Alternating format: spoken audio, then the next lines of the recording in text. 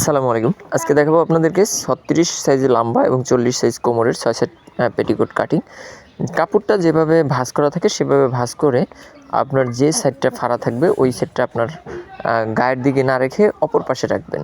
সেখানে এক মাথা আপনারা 6 ইঞ্চি আর এক মাথা 5.5 ইঞ্চি কাটিং করবেন। কাটিং করে সুন্দরভাবে অ্যারোভাবে ধরে সেটাকে ফেলে ফেলবেন। দেখছেন আপনারা কীভাবে আমি ফাড়ছি।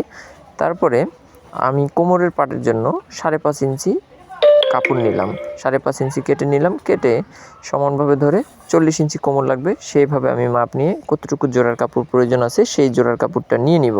এখন জোড়ার কাপড় নিয়ে নিচ্ছি। তার পরবর্তীতে জোড়ার কাপড় নেওয়া হলে যেহেতু 40 ইঞ্চি বডি সেখানে 3টা জোড়ার প্রয়োজন আছে, সেই 3টা জোড়ার কাপড় নিলাম। তারপরে গুলফির জন্য যে ফাড়াটা দিবেন সেই ফাড়ার গুলফির জন্য নিয়ে নিলাম এবং সাইড থেকে আমরা ফিতার জন্য যে কাপড়টা আছে সেটা নিয়েছি। যদি ভালো লাগে অবশ্যই সাথে থাকবেন। ধন্যবাদ। আল্লাহ হাফেজ। আসসালামু আলাইকুম।